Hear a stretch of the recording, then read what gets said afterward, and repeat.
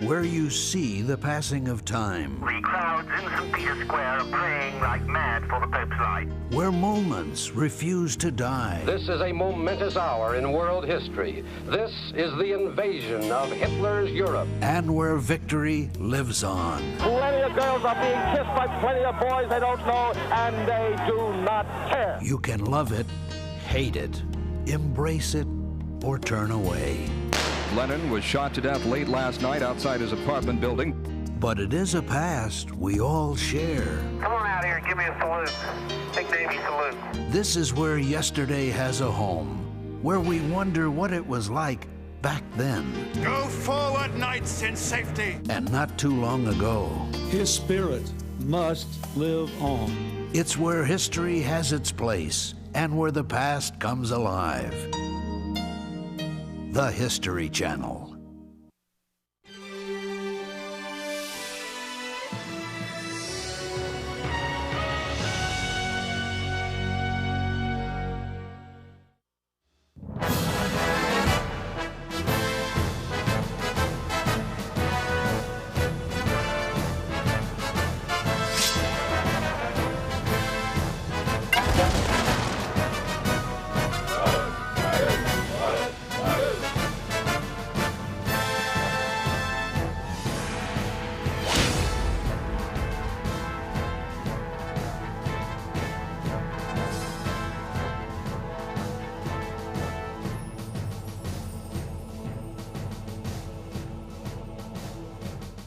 This was the guy that controlled the fate of all those guys, the foot soldiers of the French army.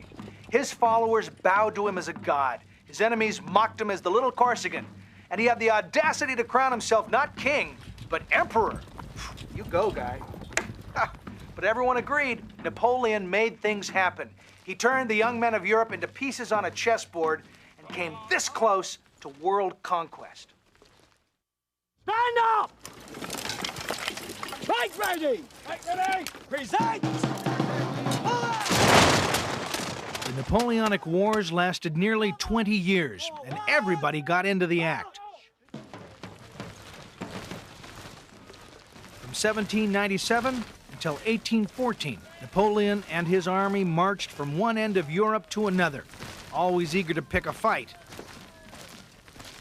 And these boys weren't squaring off with spears, swords, or crossbows of days gone by. They were using firearms, high-powered muskets, which took the hand-to-hand out of combat. At the center of the action was the diminutive Napoleon. What he lacked in stature, he more than made up for in attitude. Napoleon was a neighborhood bully, and Europe was his turf. However, it was his homeboys, the foot soldiers, who did his dirty work.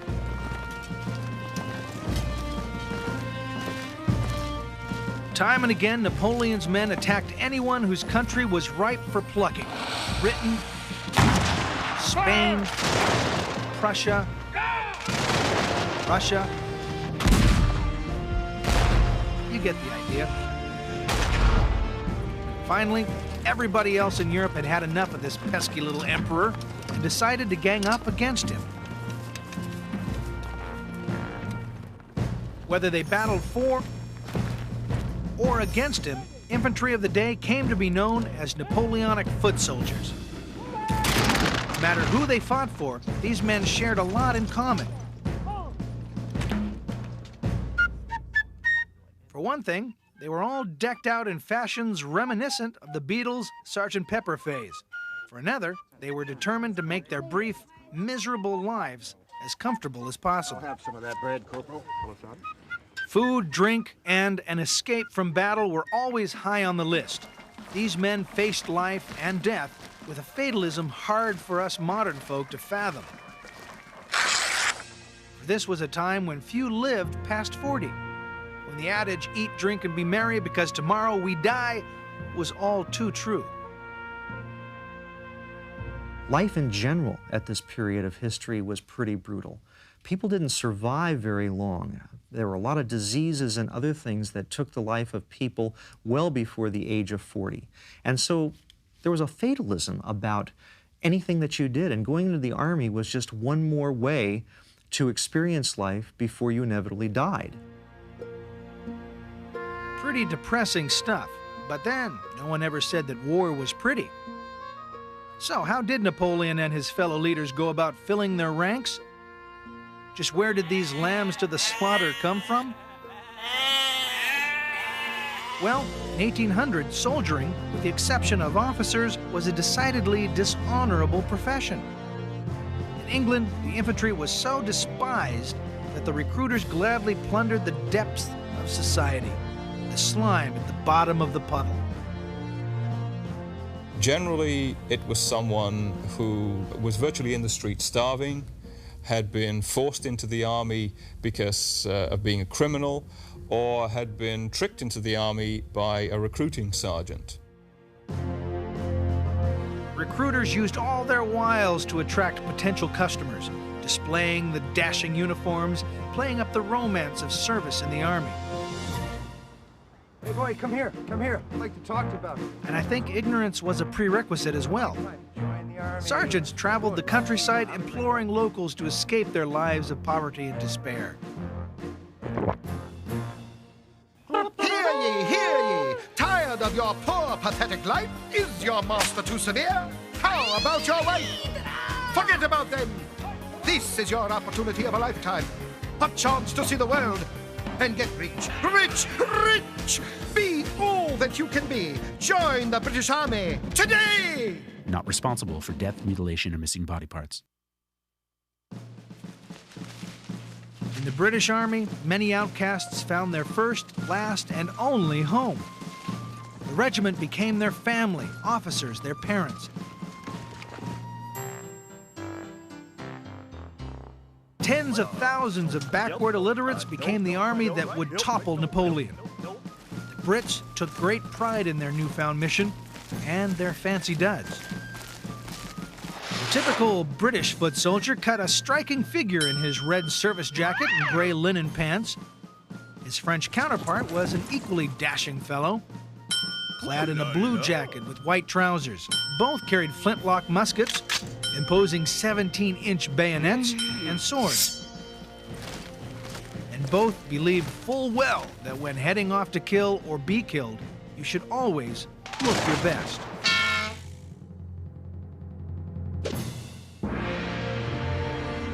The French, in contrast to the British, hailed their leader's call. Napoleon's magnetic personality and his system of mandatory conscription kept the ranks filled. He would tweak men's ears, believe it or not, and this was considered a great compliment, and they would march proudly to their deaths. Soldier, statesman, and icon, Napoleon inspired equal parts fear and love. Ordinary French soldiers of line regiments would die shouting the words "Vive l'Empereur," long live the Emperor.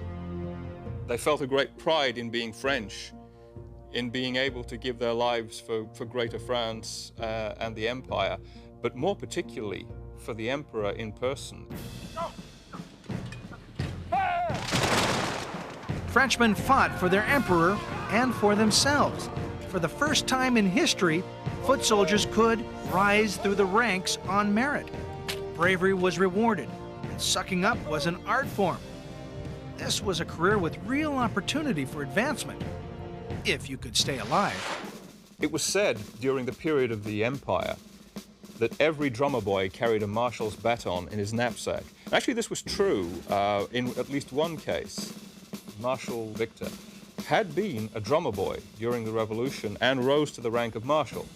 He wasn't one of the great marshals, but he nonetheless did it.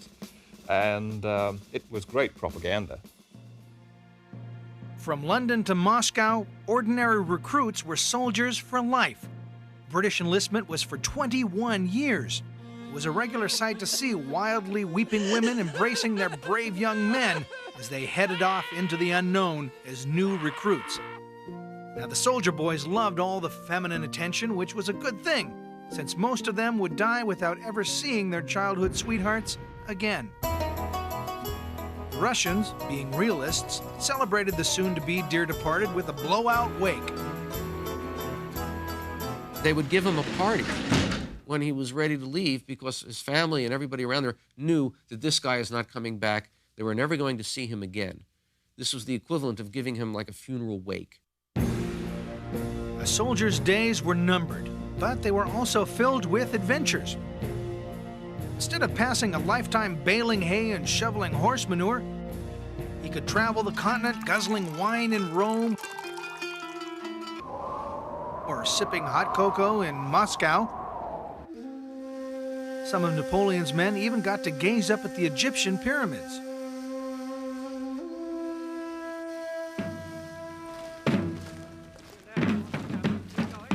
By joining the army, these men had cast off their old lives forever.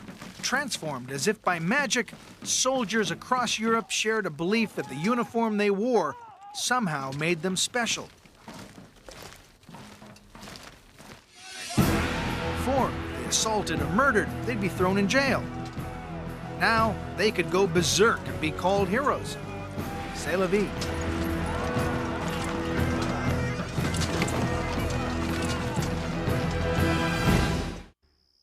What did it take to fight for Napoleon? Well, you try marching from Paris to Moscow without roads. The French like to say, our emperor makes war not with our arms, but with our legs. And they had a point.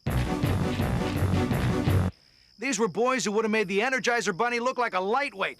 Never was the term foot soldier more accurate.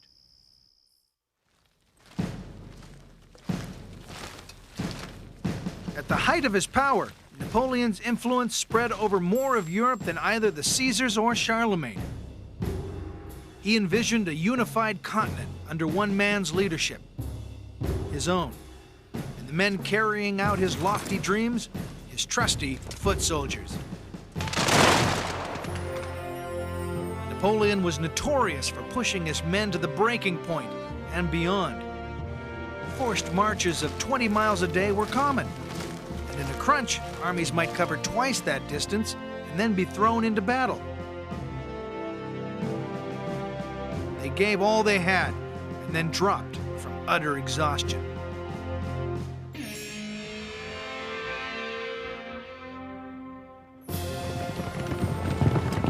These were big armies. If you stood still and watched one pass, you could be standing there 3 days. They passed through many exotic places. The strangeness of the surroundings united them. Nobody wanted to be alone in a foreign land, and officers were not above using the old carrot and stick to motivate their marchers. One way to keep them going for the rapid marches is if you don't have time to forage, there were usually some what they called iron rations. They were carried in the knapsacks with the soldiers, and they normally weren't permitted to eat them until they were getting close to the enemy. Nothing, not the fear of death nor the lure of a woman's touch, occupied the soldiers' minds more than food. There was never enough. And remember, these guys were French, the same folks who brought us filet mignon, duck à l'orange, crème brûlée, and of course, the Napoleon. These poor souls weren't looking for fancy French cuisine. They were so hungry, they'd attack the ground with bayonets, searching for potatoes buried by local farmers, with visions of soufflés dancing in their heads. Even in the best of times, rations were insufficient. In the worst of times, anything went. It's a pig. Pigs, chickens, wild boars, you name it. If they could catch it, they would eat it. Every farmer in Europe learned that the French soldier would steal from you. The British soldier, on the other hand, would buy from you. Eventually, this gave the Brits a big edge. Even French farmers hid foodstuffs from their fellow countrymen, saving them for paying customers. Poor Frenchman often had to fend for himself. Something we take for granted today is that every soldier gets a canteen, like this one that the British soldier would be issued. And most armies issued a canteen, but not in the French army. In the French army, you either got a captured canteen from somebody or you made do. What this meant was that if you went out and bought wine, you kept the bottle and you used that as your canteen on campaign. French and British alike made their long treks accompanied by great clouds of women and children known as camp followers. For every 100 men, 6 wives, chosen by lottery, were allowed to join the caravan. Married and therefore considered women of decent character, these lottery brides cooked, cleaned, sewed, and nursed for the entire regiment. After battles, the lucky ladies got to search through the corpses for their dead or dying husbands. Now my question is this: did these women actually win the lottery or lose it?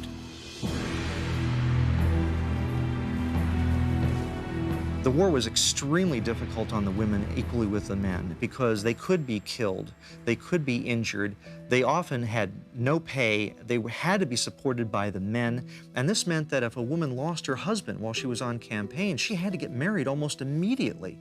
And it wasn't unusual for a woman to be married 4 or 5 times on a campaign because both the men wanted it and the women had to have it. And, as throughout history, hordes of less reputable women latched on to the armies. Although prostitution was officially discouraged, French regulations prohibited so-called daughters of joy, whoring was considered a soldier's privilege. It was one thing to ask a man to give his life without a moment's thought. It was quite another to expect him to forego feminine companionship. Cultures and societies back during this time were less puritanical than they are today.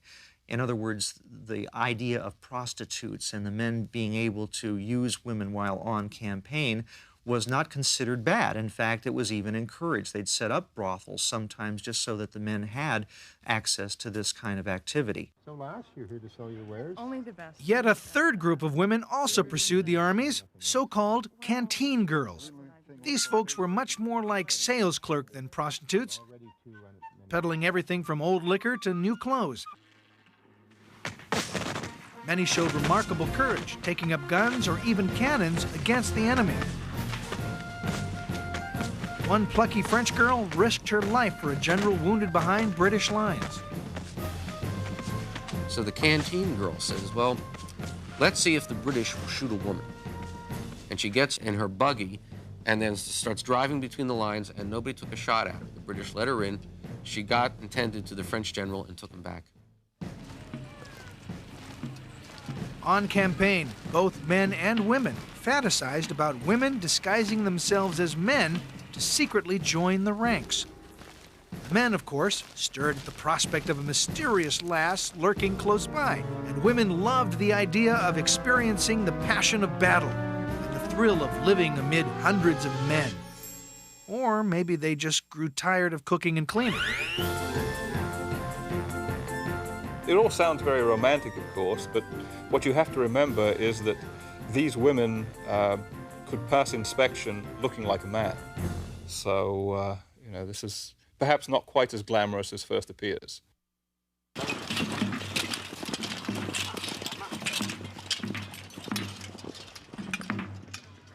The reality of being a foot soldier was often something less than what the press agents would have you believe. No surprise there. Perhaps the only thing the soldiers and their women could count on was hard-fought material gain. Call it plunder, call it the spoils of war. Few delights matched robbing your enemies after besting them in battle.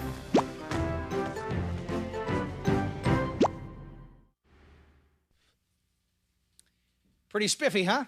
Only the Imperial Guard, the Emperor's favored few, got to wear this uniform. To join this exclusive club, you had to be 1, brave, and 2, tall enough to cut an impressive figure. Now let's take a look at this more closely. Napoleon was about 5 feet 5 inches tall. The Imperial Guards had to be 1.90 meters. That's just under 6 feet. Now what's going on here? Perhaps this is what's meant by the Napoleon complex. Smart commanders knew that men fought better if they were clothed, fed, and inspired. Simple rewards, a medal of commendation, the chance to wear an especially flashy uniform kept morale high. Love and adoration from the masses wasn't bad either. Victorious armies strutted their stuff down the city streets like Tony in Saturday Night Fever. In war, losers are bums. Winners are heroes. The French, especially, basked in the reflected glow of Napoleon's glory. Foot soldiers, formerly the riffraff of society, rose to the exalted status of pop icons. Being a soldier in Napoleonic France was the equivalent today of being a rock musician or a movie star.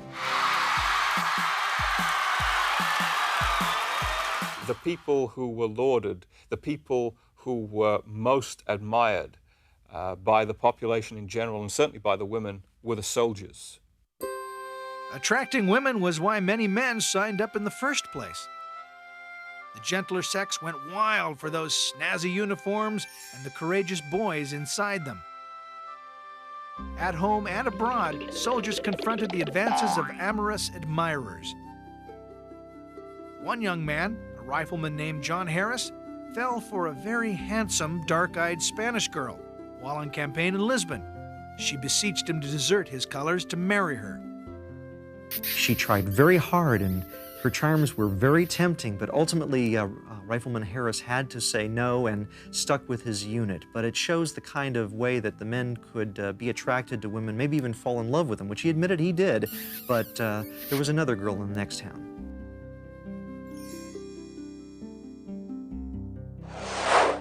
Rifleman Harris described his final farewell with his Spanish señorita.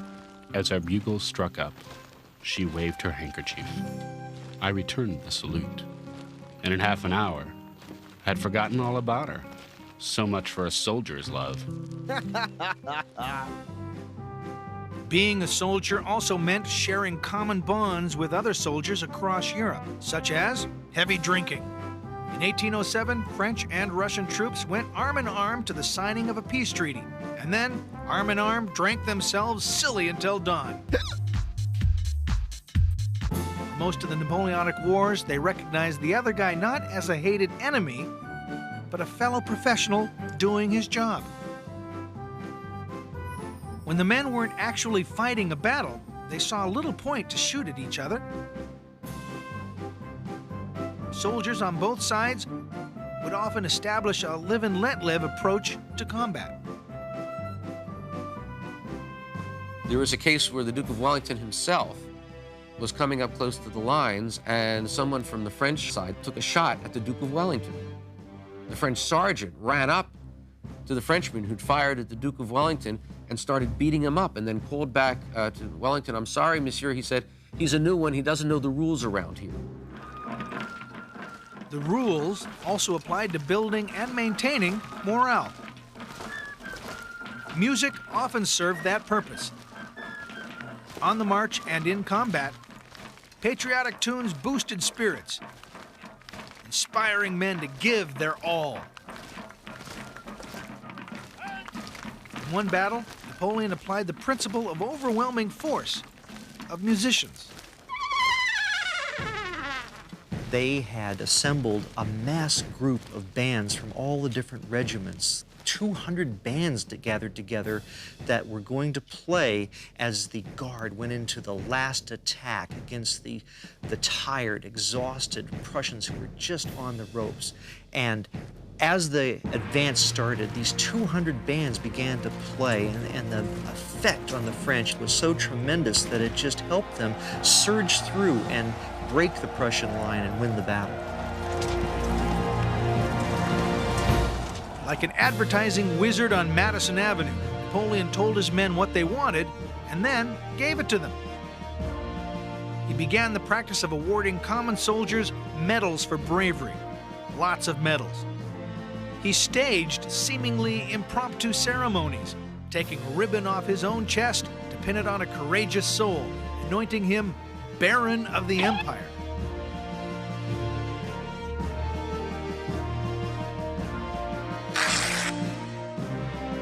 column moved on, a new brigade was treated to a repeat of the spontaneous gesture, until by day's end, dozens of medals had passed hands.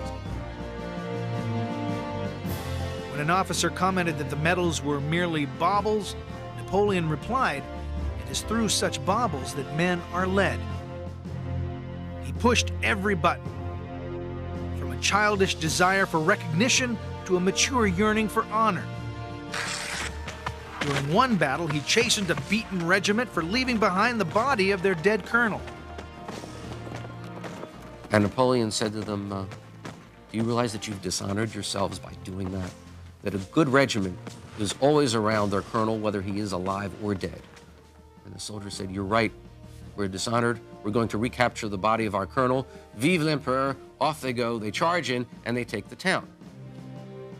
Napoleon is watching this, and then he turns to his chief of staff, Marshal Berthier, and he says, you know, I really didn't care about the body of the colonel, but what I really wanted to do was retake that town.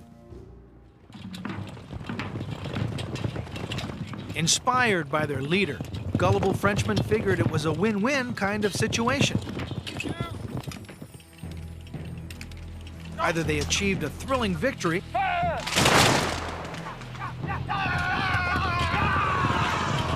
or died a heroic death. Right one in the guts, all right, coming in now. When all else failed, Napoleon and his rivals played the greed card, enticing their men with the prospect of attaining wealth beyond their wildest dreams. Wanton theft and destruction were sure to brighten any soldier's day. Looting and pillaging after a battle, or even when there was no battle and you were in enemy territory, was officially frowned upon most of the time, but depending on the circumstances, some of the officers might look the other way simply because it was an outlet for the men. It wasn't pretty, it wasn't nice, but if they'd been in combat, if they'd been under hardship, if they're hungry, if they're really still angry, this is the best way they could let them blow off steam, was to maybe even destroy the town that they had just captured.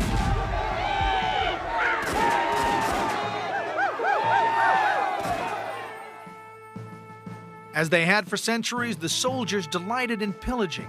They were worse than rock stars in a hotel room. But the Napoleonic foot soldier truly lived for battle. Men would straggle along on empty stomachs, tears in their eyes from hardships of the march, without even shoes on their bleeding feet. Yet those same men would rouse themselves when word arrived that the enemy was at hand.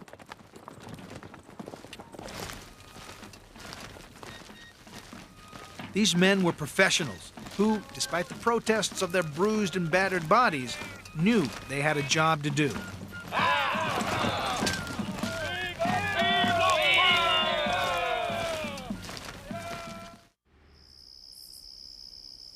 These old muskets could be downright dangerous for their owners. They had a nasty kickback that discouraged guys from sighting too closely. But it didn't really matter where they aimed. These things couldn't hit the broadside of a brothel. Or even a barn. Shots hit the ground or a treetop more often than enemy soldiers.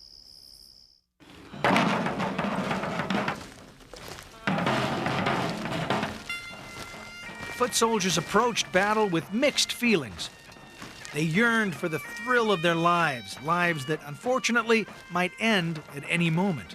Many felt heightened senses, aware that every experience, the warmth of the sun, the beauty of the landscape, could be their last. The key to a foot soldier's survival lay in his weapon. The British favored their Brown Bess musket, while the French carried their Charleville musket. These flintlock muskets were not only inaccurate, but painfully slow to load.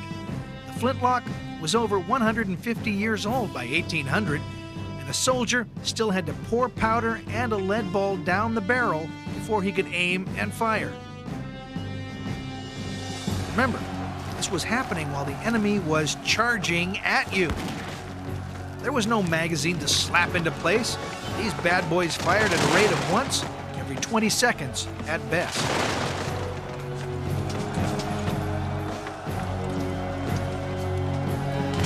Living in an age when death was a constant companion, men acquired a highly developed sense of fatalism. A good thing for a soldier to have. Fatalism reduces fear, and fear loses battles. People during the 18th century, and certainly the beginning of the 19th century, were very, very conscious of their own mortality. And during the Napoleonic Wars in particular, every soldier lived with the certain knowledge that he was going to die and the high probability that he was going to die very soon. Military tacticians of the day devised complex battlefield maneuvers, in part to distract men's minds from what lay ahead. Peloton, gardez-vous! Quelle est la ligne? Peloton, au pas, en avant, marche! Quel est le rang? Officers sang out orders, triggering thousands to move in lockstep, heading towards almost certain death. Boy, and you thought your job was rough. A distant cloud of dust was usually the first sign of the enemy, and the beginning of an elaborate game of chicken.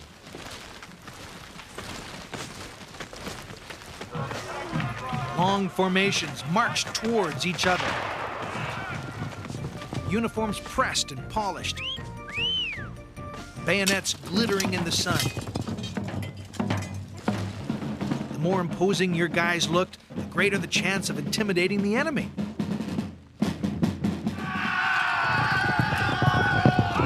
And then, all at once, they reached firing range. The weapon is brought to the present, which of course for a musket is towards the enemy. To full cock, and bang. We then have, as you probably saw, some sparks that are struck by the flint on the frizzen. These sparks fall into the pan. It ignites the powder. That powder explodes in the barrel, and a lead ball weighing 1 ounce flies down the field. More precisely, thousands of lead balls flew down the field. Thanks to imprecise weapons and nervous men, most shots were wildly, even comically, inaccurate. Only about 1 in 1,000 struck human flesh. Whose flesh was a matter of random bad luck.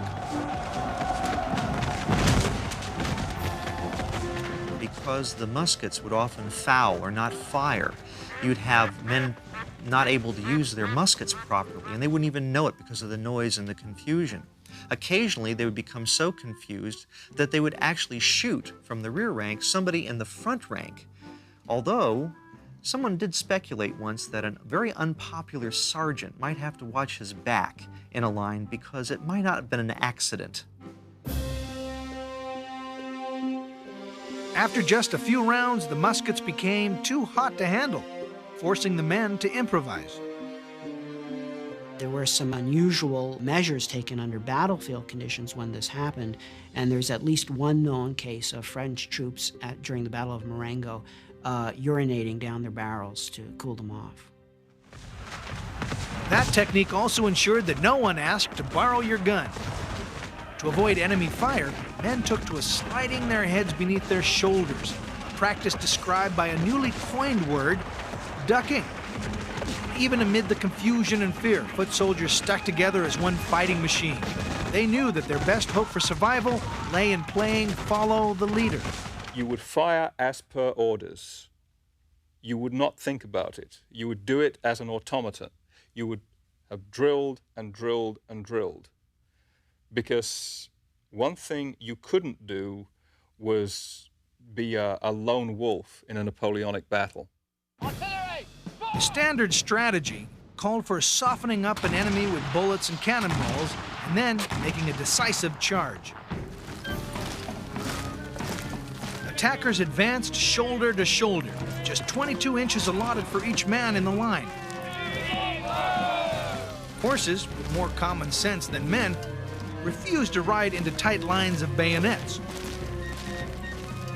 One army charged, the other waited, motionless. In this mind game, the psychological edge went first to the attackers. But if the defenders held their ground and withheld their fire, the psychological advantage turned to them. The British Army was renowned for its coolness in the face of a charge. Up and down the line, officers restrained their men with commands of "Steady, lads, steady, show no hurry." By holding their bullets and their emotions in check, the British intimidated their foes. At the last possible instant, they gave 3 cheers for the king and fired a devastating blast right in their faces.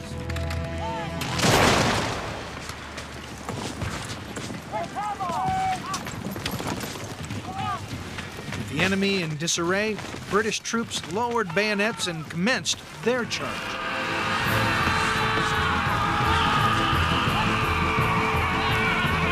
We tend to confuse bayonet fighting with the bayonet charge. The bayonet is a psychological weapon. It's not a weapon that achieves its goal through actual use.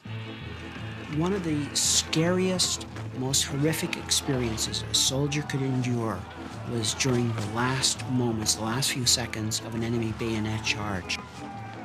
In that situation, the defenders would invariably break.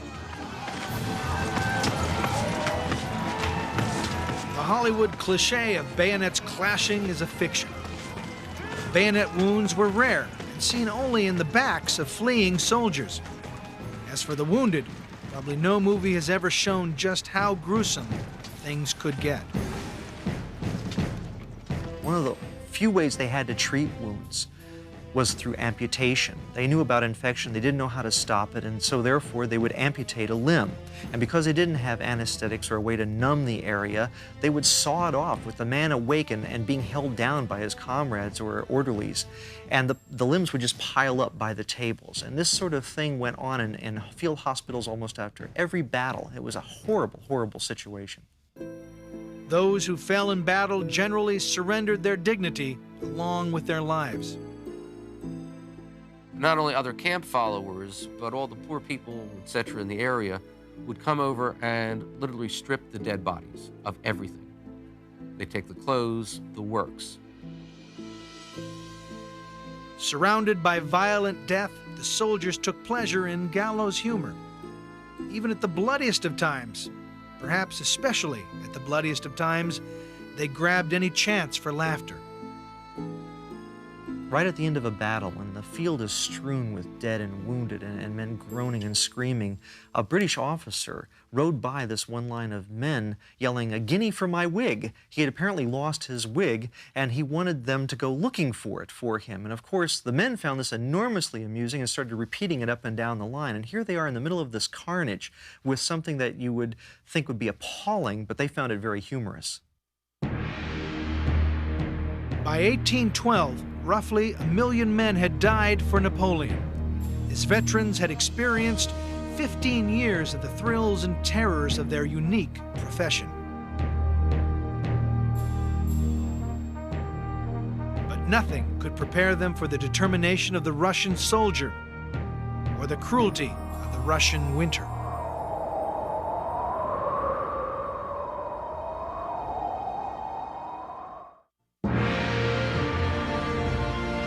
In war, as in most things, success breeds success. For years, Napoleon's armies triumphantly expanded his empire. His carefully cultivated image of invincibility had created its own reality. Wellington once said that the presence of Napoleon on the battlefield was worth 30,000 men, and I don't think he was exaggerating. The French got a tremendous morale boost out of knowing that the emperor was with them and directing them because they knew he was a winner. Having Napoleon at the helm was sort of like having Michael Jordan in your backcourt. You knew you'd always come out on top. But like celebrities before and since, Napoleon let his own press releases go to his head. he began to believe that he couldn't lose. When he invaded Spain in 1808, he triggered an all-out people's war to defend their homeland. The old rules of warfare no longer applied. The French were viewed as not only invaders, but representatives of the Antichrist. And it became the duty of every peasant, every woman, every child to oppose the French. You really couldn't be billeted on the local population because they'd slit your throats. You had to be on guard all the time. It got so bad that French soldiers had to forgo the local señoritas. Too many were driving knives into their ribs. Every few minutes, a Frenchman died somewhere in Spain, and not of natural causes. Frantic for a way out, French soldiers began shooting themselves to escape further service.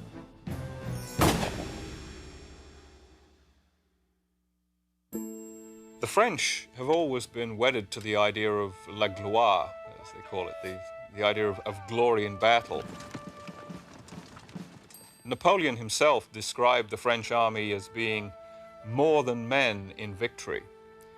He also said they are worse than women in defeat, which basically means that if they see everything going wrong, then it will fall apart. At times, the French deserted en masse, as they would famously later at Waterloo. But in 1812, Napoleon still commanded the personal loyalty of the vast majority of his troops. When he said go invade Russia, they jumped. The problem was, he hadn't reckoned with the zeal of Cossacks fighting in defense of Mother Russia. The French army soon learned the truth of the saying, it is easier to kill 6 Russians than to conquer 1. The Russians would be lying down pretending they were dead, and a unit would pass through them, and then the Russians would jump up and shoot the French in the back. So consequently, during battles, the French learned about this, and they learned that don't leave any live Russians in your rear. The French instituted a policy of no prisoners, a tidy euphemism for bayoneting to death hundreds of Russian prisoners. Undaunted, the Russians made any and every sacrifice in order to gain a tactical edge. When forced to retreat, they reduced the countryside to an ash heap, burning crops, grain, dwellings, anything that might aid the French. Whole villages were set aflame.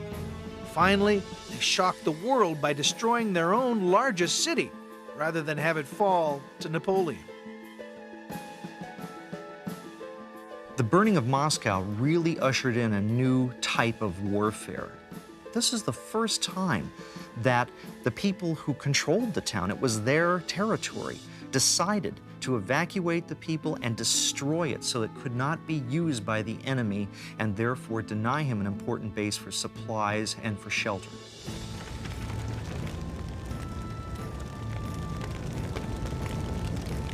It was a 20th century idea ahead of its time. Total war. With supplies denied them, the French found themselves deep in Russia in the dead of winter with nothing to eat. Napoleon finally ordered a retreat and escaped, but it was too late for his army. They were starving and freezing to death. When people had got really cold during the day and then got warmed at a fire at night, they tended to die. It was as if you could keep your body temperature constant rather than it going really low and then going up and then going low again. You could survive. French soldiers, proud heirs to the finest cuisine on earth, begged for food you wouldn't find in any respectable French restaurant. Pieces of raw horse flesh. They would rip into freshly killed horses all raw, not even cooked. Other times, to try to survive, they'd also go to the horses and cut the veins of the horses and drink the blood, sucking it right out of the horse. I mean, this is how bad it got. 140,000 men began the retreat from Moscow. Just 25,000 escaped with their lives. Napoleon Bonaparte, master strategist, had bungled the job. and his foot soldiers had paid the price.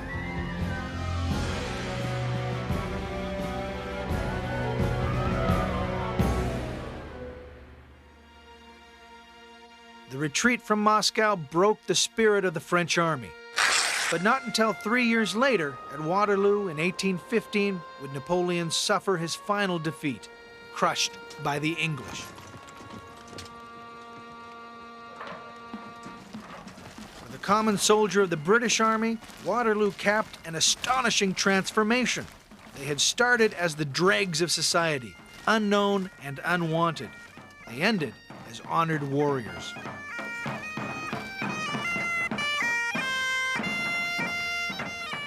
People could be forgiven of almost anything if they had fought at Waterloo.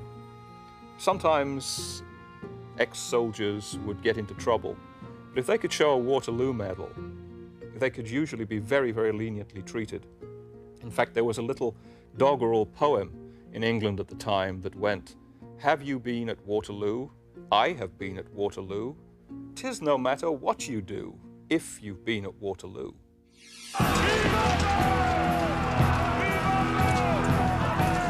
Survivors recalled their soldiering days as highlights. Those who perished wished fervently that they would be remembered. Whatever his fate, the foot soldier achieved a kind of immortality. A song of the period says it well. Of wine, women, and powder he never was afraid. Storm the trenches, court the wenches, love the rattle of a battle. Dies with glory, lives in story.